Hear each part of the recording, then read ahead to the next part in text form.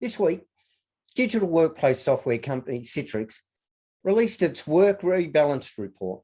Now, this report assessed how Australian business leaders and office workers are adapting to employee expectations around work.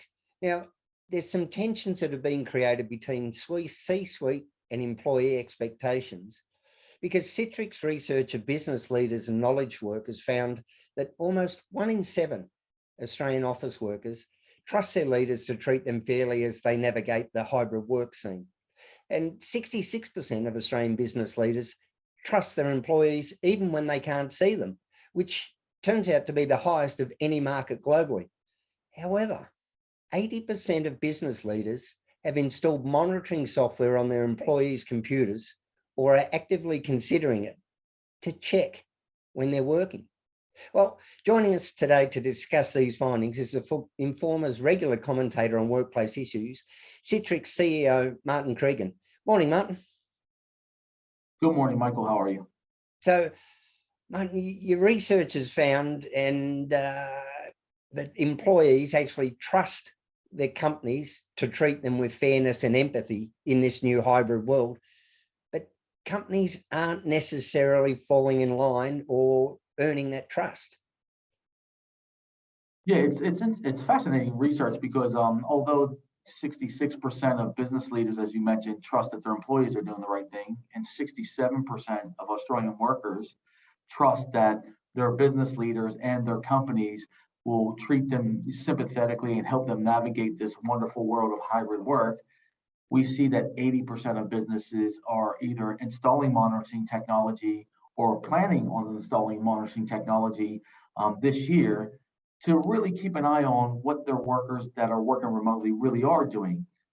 What I do find fascinating about that, Michael, though, is as I talk to these business leaders, as I travel around Australia and New Zealand, I'm getting a little bit of insight into that stat. And what I'm finding is that a lot of these business leaders, although they are looking at installing this technology or this software, they're doing it on the basis of, we're not trying to be big brother. What we want is we want to gather the data and the insights of workplace patterns. Are our workers working too much? A lot of organizations are battling this concept of connected fatigue. And so these business leaders are monitoring, are workers going overboard? Are they working too many hours a day? Are they logging on at 1 a.m. and not getting enough sleep? So they therefore aren't re-energized and engaged enough when they are working. So there are multiple uses of the monitoring technology. And when I sat back and I thought about that, I thought, well, if that's the case, and we have business leaders who are using the monitoring technology in what I will call the right way, then that's fantastic.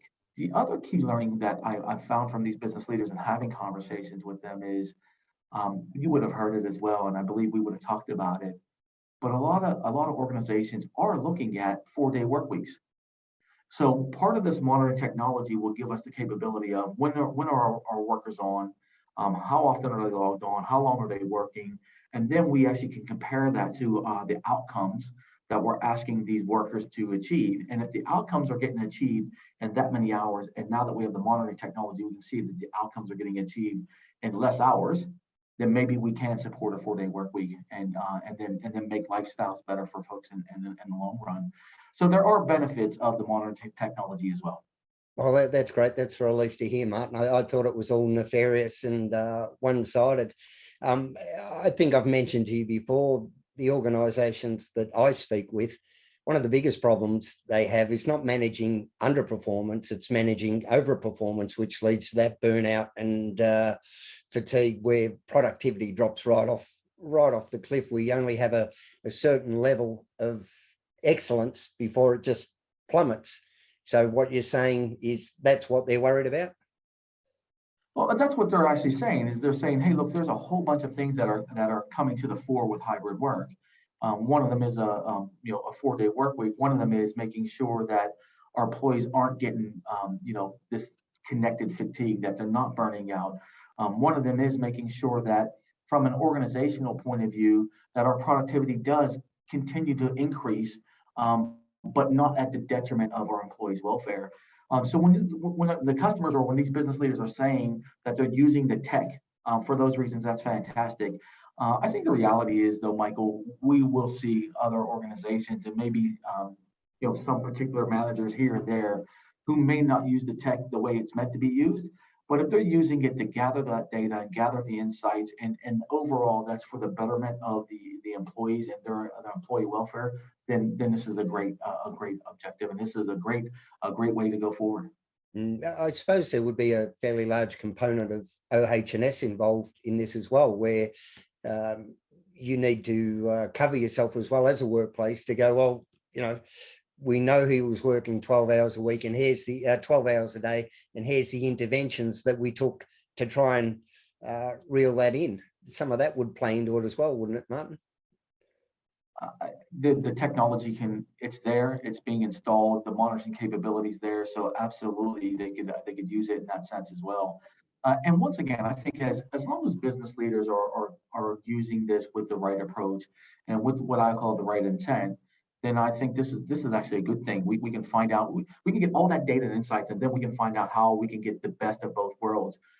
The number of executives and business leaders that have talked to me about hybrid working or remote working, like fully remote versus fully in the office versus the hybrid capability, has been astonishing. And the statistics are showing us that our workers, the majority of them, upwards of 66% of them want hybrid working.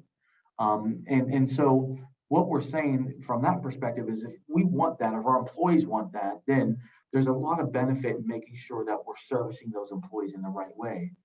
One of the biggest challenges that business leaders are facing today is employee acquisition and employee retention. And so if they actually are catering to the needs of today's employee base or today's worker base, then they have these business leaders and these companies have a greater propensity to actually acquire new talent and to retain the talent that they have. And one of the biggest asks of this employee workforce is, I want to have the flexibility to work where and when I choose from. So I want to have choice. What days do I come to the office? What days do I work from home, or do I work from the cafe? And then I would really prefer if that organization can give me the tech or the innovation to work in the way that I need to work from a hybrid or remote point of view. I think we spoke last time that we call that the trinity of workplace success, right? Flexibility, the innovation, and also the choice, and putting those together, that gives us the capability to acquire and retain talent, because now we're catering to those needs of the employees and making sure that they're okay. So then when you add on to that, the statistic about 80% of these organizations are also then installing monitoring software, once again, used in the correct way, it can really help us make sure that we are enabling our employees to have the right work-life balance. And I think that's really important. Not a lot different to before the hybrid model, where we saw organizations implementing workplace practices where no emails after a certain time, no emails before.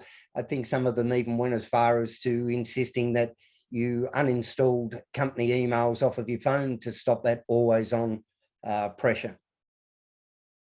Yeah, and organizations have been looking for ways to make sure that they are getting that work-life balance correct, and that's been something that's happened, even before the pandemic. But I think the pandemic has really exemplified that, of how can we make sure that our folks, because on top of the fact that we need our teams to be connected and on and productive, and this is why the concept of hybrid working is really working. Above and beyond all that, we also need our employees to be engaged. And there's so many studies out there that talk about, that means that they have to have the right amount of sleep. That means that we have to give them the right tech and the right tools so that they can be productive and they can actually log in from anywhere. But when you look at what's happened through the pandemic, all these pressures of work-life balance, working mothers and fathers, kids in school. Then the pandemic came and we had to homeschool kids, and we still had to work, and we still had to be productive, and we still had to produce for our organizations. It just loaded stress and mental health issues onto a lot of families and onto a lot of people. And I think it's fantastic that we now have tech that can help relieve that. So even if you look at what Citrix is doing today in our workspace platform, with the automation that we have built into that platform, with the smarts and the technology that we built in our platform, it's all built in a way that helps your employee be as productive as possible when they're working in this hybrid world. Why is that important? That's important because if they're as productive as possible when they are turned on and they are working, then they can achieve a work-life balance. Then they can have time to disconnect and turn off the laptop and go spend time and have dinner with your family and so on. And I think that's so important. Yeah, I'm going to make a bold prediction here, Martin, and hopefully you'll agree with me that the term work-life balance, we can throw that into the rubbish bin of history, and we need to start looking now at work-life integration, because gone are the days where it's, well, I leave for work at this time, I work between this hour, and then I get back home, and then I'm home. Whereas now we're starting to see those lines blurred. Some people might work better with a completely one focus. But I know for myself, that integration, being able to log on now, speak to you, in between you and the next interview, I've got the washing to hang out, come back for the next interview, make sure the dogs are fed, come back for the next interview. Whereas if I was at work, all of these things would pile up and wait for me to get home, and it would be the mad rush. Yeah, I've spoken to so many executives, Michael, that have said there's no such thing as work-life balance. They said it's all about how do we actually create the best life possible for ourselves. And in doing so, it's just like managing anything. Managing our time and managing our effort is just like any other task that we take on in life. And to a certain degree, I totally agree with that. And what you were saying as well, work-life balance. And the reason why I say when you say throw work-life balance, that term out the window. The reason why I say I agree with it is because work-life balance to me would be probably different to you, which would be different again to some of our colleagues and peers and so on. So unless there's a very clear set definition, then how do we ever really know what is work-life balance? So I think it's really important that we have the ability and the as we talked about before, the flexibility, that we have the choice, that we have the tech and the innovation to do what we need to do when we need to do it, but then be able to have the choice, as I spoke about, to take that downtime.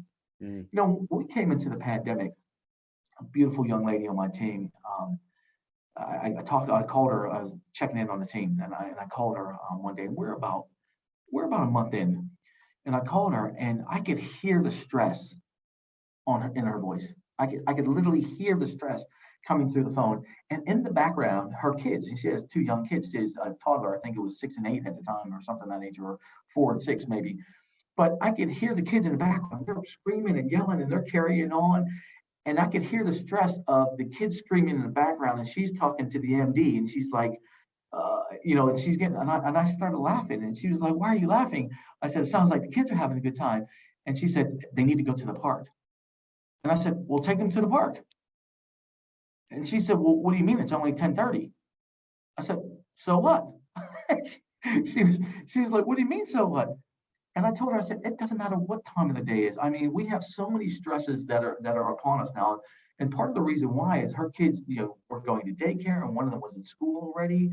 But now that daycare and the school was on her responsibility because of the pandemic, everything was shut. So she was trying to manage her family, make her kids breakfast, meal prep. Her partner or her husband was trying to do the same. They're both trying to work full time, and you could just hear the stress. So when I told her I said go to the park, then I thought, maybe I need to make this a little bit more clear for her. And I had a conversation with her, and I said, listen, I said, if you can wake up in the morning and do an hour's work and get through some tasks, fantastic. And then if that means you have to take, shut down again to go get breakfast for the kids, or whatever, and then you maybe log on again, or you take the kids to the park and let them wear themselves out a little bit, and then you come back and log on. I said, it doesn't matter. I said, all we're looking for is please do your best to try to keep up with the outcomes that we're asking for. When you do, it's up to you. And she had this thought that because I'm working full time, I must make sure that I'm always on. And then between the hours of, say, 8 a.m. and 6 p.m. or 9 to 5 or whatever that is, Michael, she thought no matter what, if the phone rings, I have to answer it. I have to take the call. If somebody sends me a Teams meeting invite, I have to be on Teams. I have to do all these things. And through that conversation, I was talking to her, and I said, it's okay to say no. It's okay to say, listen, that's a really bad time because the kids are going nuts. can we do it an hour later or an hour earlier or whatever? And once she realized she had the ability to make those decisions and have that flexibility, the stress levels just decreased dramatically. So I think that's what we have to keep in mind. I was talking to a few folks the other day about the generational gaps in the workforce. And in those gaps, and in our research, Michael, you would have seen it if you actually looked at the paper. There's a pretty big gap in between what Gen Z is expecting in regards to technology that's being provided by the organization compared to millennials, and then compared to Gen X. And although Gen X and the millennials are saying that for the most part, especially over the last couple of years, the tech that the company's offering me has kept up to my personal tech, meaning that it's in line. I have the same ease of use. I have the same technology at my fingertips. I have the same capability. I can work remotely. I can do all those things. So for the most part, Gen X and millennials were saying we're pretty happy with the tech that we have. In fact, they were saying about 63%, I think it was, of Gen X employees, and 70% of the millennials were saying that the tech that my organization or my workplace has given me is fantastic. However, this dropped all the way down to 56% when we're talking to the Gen Z through this survey and saying, does the tech meet your expectations? And now the reason why I bring this up is Gen Z is saying, well, it's pretty good, but it's not great. So it could be better. And then when you start digging into that a little bit about why, think about the era that they grew up in. They grew up gaming in this 3D world where everything is easy, ease of use is there, gaming's there. But right now we're talking in a 2D platform. I can see you, you can see me, we're in a square little box. They're used to operating and gaming and working in a 3D world. So things like the metaverse are really important to them, and things like how can we make collaboration even better, or how can we make my work environment better through gamification and things of this nature, are things that are really, really important to them. Now, why do I mention that? Once again, it's all about expectation setting, and it's all about us as business leaders understanding our workforce and saying that, okay, hey, for millennials and Gen X, we can actually have a level of tech that meets the requirements here. For Gen Z, we might have to pick up our game a little bit, especially if we want to acquire the generation to come into our organization and work. But overall, what the tech is there to do is to help us make our lives better, or help us make our situation better. So what I was talking to these execs about is they're like, what do you think about all this new tech, metaverse, and as they start getting into all the new 3D tech that comes along with it, and avatars, and talking about all these great things. They're like, what do you think about that? I said, I think it's fantastic.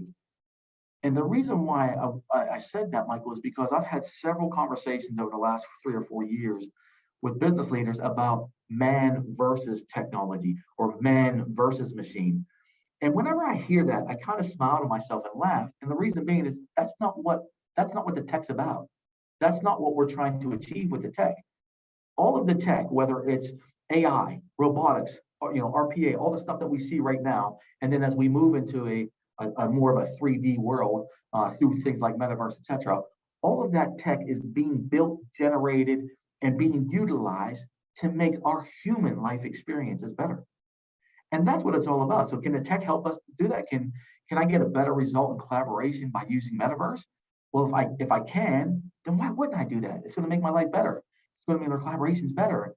Can I get better tech out of AI right now if I have a law case and I can use a computer or a machine to get through case law a heck of a lot faster than a human can? Why wouldn't I use that tech? It's making our lives better as humans. So that's why I always laugh when I hear it. So I know that was a long-winded answer, but I love the fact that tech is having an impact on how we work. So tech has actually supported over the last few years this model and this concept of hybrid work. Without tech, we wouldn't have remote working. We wouldn't have hybrid working.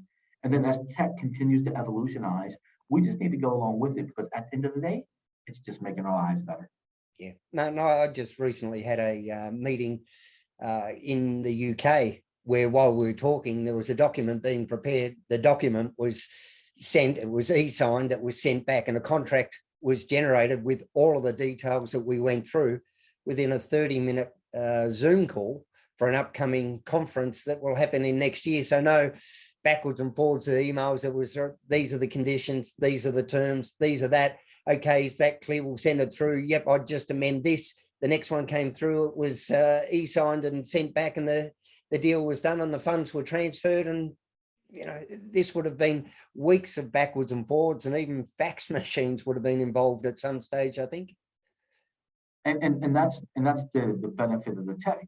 So it's interesting. So even as I mentioned, even the research that we've just done through this rebalance research shows us that, you know, we've probably gotten to a point where we've caught up with tech, the tech and personal tech imbalance that used to be there. So work and personal tech now meeting the same expectations or requirements for Gen X and for millennials. But now we have this younger generation coming and saying, hey, you know, it's pretty good, but it's not great. It could be better. And business leaders need to take that on board, because if we're not then looking at what's the next greatest tech or what's the next big thing that we should be investing in, number one, they're probably missing out on opportunities to streamline or consolidate and reduce costs in the organization. But number two, they're not going to be able to acquire these new this next generation of workers coming into the workforce. So it's really important that we keep on top of it. Well, that's such a great, interesting, brave new world we're walking into, Martin. So Martin Cregan from Citrix, thanks so much for your time. I appreciate it, Michael. Thank you.